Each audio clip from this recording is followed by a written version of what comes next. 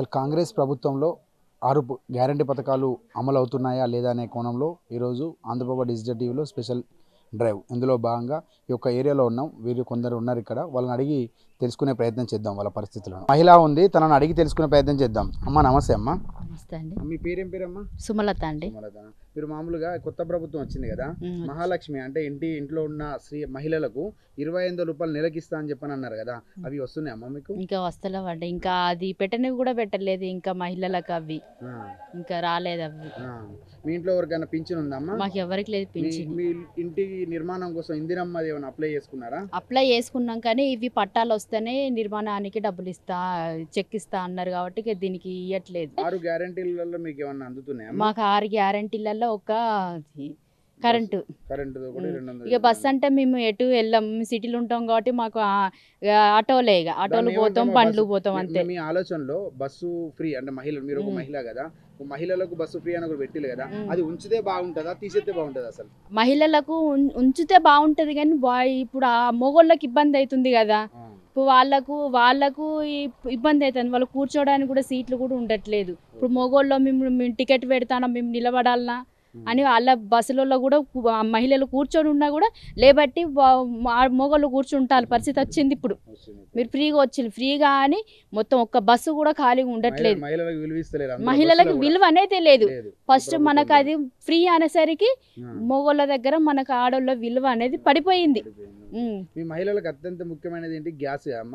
Gas గురించి కూడా నమ్మిలంటే 1000 రూపాయలు ఇస్తే ఉండే గ్యాస్ 500కే వస్తాను ఒక నమ్మకం వచ్చే కదా, అసలు అది వస్తుందమ్మా మరి మీకు? మాకు ఇంకా వస్తలేదు. మేము గ్యాస్ వస్తానని అడిగితే ఇప్పుడు వచ్చే నెల చూడాలి అమ్మ, సార్ పెడితే మేము పెడతాం, మా చేతులు ఏం లేదు అని వాళ్ళ గ్యాస్ వాళ్ళని ప్రతి నెల బుక్ చేసుకున్నప్పుడల్లా ప్రతి నెల అడుగుతున్నా. నేను అడుగుతూనే ఉన్నా. ఇప్పుడు బ్యాంక్ అడిగి పోతే అంత ముందు 40 రూపాయలు పడేది.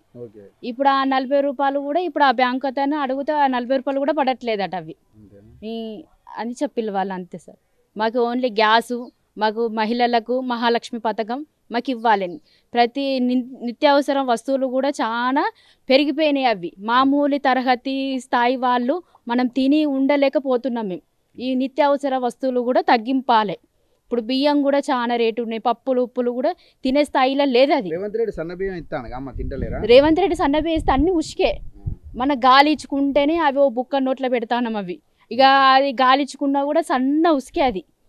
ఇప్పుడు మనం కళ్ళు ఉన్నోళ్ళు మేము చాతలేనోళ్ళు పట్టుకుంటాం, చాతగానోళ్ళు అవైనా మంచిగా ఉండాలి. బియ్యం కూడా సన్న బియ్యం కూడా బాగుండాలి. ఉసుక లేకుండా ఉంటాం. నూకలు ఉంటే నూకలు చేసుకుంటాం. ఉసుక ఎట్లా తీయగలుగుతాం? అది కూడా మనకు ఆరోగ్యానికి హానికరమే కదా ఉసుకే. అది మహిళా గృహిణిగా నువ్వేం కోరుకుంటాను అసలు? ప్రభుత్వాన్ని ఏవిస్తే బాగుంటుందని కోరుకుంటాను. ఇప్పుడు ఆయన చేసిన పథకం మహాలక్ష్మి పథకం మాకు రావాలి. ఈ బస్సు రద్దు చేయాలి. పోయినోనికి అవసరం ఉన్నోడే ఎక్కుతాడు, ఛార్జీ పెట్టుకొని ఎక్కుతాడు, వస్తాడు. ఇప్పుడు తీర్థయాత్రలు అనేసరికి ఫ్రీ అనేసరికి ఇంట్లో ఉన్న ఖాళీ మహిళ కూడా వెళ్ళిపోతాను. ఇప్పుడు అట్లా అవుతుంది. ఇప్పుడు నిత్యావసర వస్తువులు తగ్గించాలి. ఇప్పుడు గ్యాస్ ఒకటి తగ్గించాలి. ఇప్పుడు ఆయన పెట్టింది గ్యాస్. మెయిన్ నిత్యావసర వస్తువులు మామూలు మధ్య తరగతి వ్యక్తులు ఇప్పుడు తిని ఉండలేకపోతుళ్ళు. ఒక 100 రూపాయలు సంపాదిస్తే 100 రూపాయలు ఇంట్లో ఖర్చుకే పోతుండు. తెల్లారి పని చేస్తేనే ఇంట్లో గడుస్తుంది. అప్పులు తెచ్చుకొని తినుడు అవుతుంది. ఇప్పుడు ఉన్న అప్పటికంటే ఇప్పుడు కేసీఆర్ ఉన్నప్పుడు కంటే ఇప్పుడు అప్పులు ఎక్కువైపోయినాయి. పరిస్థితి మారిపోయింది. పరిస్థితి బాగుంటుందని అనుకున్నాం, ఇంకా పరిస్థితి బాగాలేదు. అది మనకు పనులు కూడా కలిగించాలి. పనులు కూడా లేవు ఎక్కువ. మనం ఒక రోజు గడిచిందంటే రేపటి రోజుకు పని ఎత్తుకోవాల్సి వస్తుంది. ఇవాళ పని ఎత్తుకుంటే రేపు తినాలి. అట్లాంటి పరిస్థితి వచ్చింది మనకు. రేవంత్ ఇక్కడ ఉన్నోళ్ళు బీహార్ వాళ్ళను తరిమి కొట్టాలి. బీహార్ వాళ్ళని తరిమి కొడితేనే ఇక్కడ ఉన్నోళ్ళకు మనకు పనులు కలుగుతాయి. మనం 1000 రూపాయలు చేస్తే ఇప్పుడు 500 చేస్తానని ముందుకు వస్తాడు. అట్లా వచ్చినప్పుడు మనకి ఎక్కడ పనులు? మనం డిమాండ్ చేస్తాను పనికి, వాళ్ళు డిమాండ్ చేస్తలేరు. వాడిని తీసుకొని పెట్టుకుంటారు. అదొకటి. మన 2 ఉంటే వాళ్ళు 10 మంది ఉంటారు. అదండి. ఇప్పుడు బీహార్ వాళ్ళను కూడా మన ఇండియాలో మన తెలంగాణలో పనులు చేయొద్దు. మన తెలంగాణలో ప్రభుత్వం సపోర్ట్ చేయాలి. అది అనేది. నమస్కారం. ఈడ మరో మహిళా అమ్మ ఉంది. అమ్మని మాట్లాడదాం. అమ్మ నమస్తే. అమ్మ నమస్తే సార్. మీ పేరు? ఉమా నా పేరు. కొత్తగా ప్రభుత్వం ఏర్పడ్డది కదా, 6 గ్యారెంటీ పథకాలు వస్తున్నాయి అమ్మ? వస్తలేవు. ఒకటి వచ్చింది అంతే, బస్సు ఫ్రీ వచ్చింది. కరెంట్ బిల్లు 0 బిల్లు వచ్చింది. అంతే ఇక పింఛన్ ఇంట్లో వాళ్ళకి ఎవరికైనా పింఛన్ ఉందా నాకు అమ్మా? వస్తుంది పింఛన్ వస్తుందా? ఎంత వస్తుందమ్మా 2000 వస్తాయి. మామూలుగా మీకు ఎంత ఎంత రావాలనుకుంటారు మామూలుగా? ఇక అప్పుడు 2000 4000 అని చెప్పిళ్ళు కానీ ఇంకా ఇస్తలేరు కదా. గ్యాస్ 500 రూపాయలకు గ్యాస్ వస్తుందమ్మా? వస్తలేదు. ఇంకేమన్నా మీకు మామూలు కావాల్సిన ఏమైనా ఉన్నాయా మీకు? మాకు కావాల్సింది మాకు ఇళ్ళకు పట్టాలు రావాలి. ఇందిరా అందరూ ఇట్లనే గెలిచినప్పుడు ఇత్తం అంటాళ్ళు, గెలిచినాక చేతులు లావడతాళ్ళు. మా గురించే పట్టించుకుంటలేరు గవర్నమెంట్. మేము ఇప్పుడు 30 ఏళ్ళు అవుతుంది ఇక్కడ గుడిసెలు వేసుకొని. గవర్నమెంట్ మీకు పట్టాలు ఇచ్చి ఆదుకోవాలి అంతే. పథకాలలో కూడా మీకు అందరికి లబ్ధి పొందేటట్టు ఉండాలి. ఉండాలి. మీ జనాలు చేయబట్టే కదా ప్రభుత్వం గెలిచేది. మాకేం సాయం చేస్తాడు? మాకు కావాల్సింది ఇంట్లోకి పట్టాలు రావాలి. అదే మేము కోరుకునేది గవర్నమెంట్ను. ఇక్కడ మరో అమ్మ ఉంది, అమ్మను మాట్లాడించే ప్రయత్నం చేద్దాం. అమ్మ బాగున్నావు అమ్మ? బాగున్నా. ఏం పేరు అమ్మ నీ పేరు? సక్కుబాయ్. ఏం చేస్తాను అమ్మ? ఏం చేయలేదు నాకు భర్త లేడు, కొడుకులు లేరు, ఏం లేదు. నాకు కాలుకు దెబ్బ తాకి 2 సంవత్సరాలు అవుతుంది. తక్కువ అయితే లేదు. అడ్డం రోడ్డు మీద బియ్యం వస్తలేవు. నాకు ఇది పడదు, పడక వస్తలేవు. రాకుంటే వాళ్ళ 2 కిలోలు ఇస్తాళ్ళు. నాకు కొడుకులు లేరే బొల్లేరు నాన్న.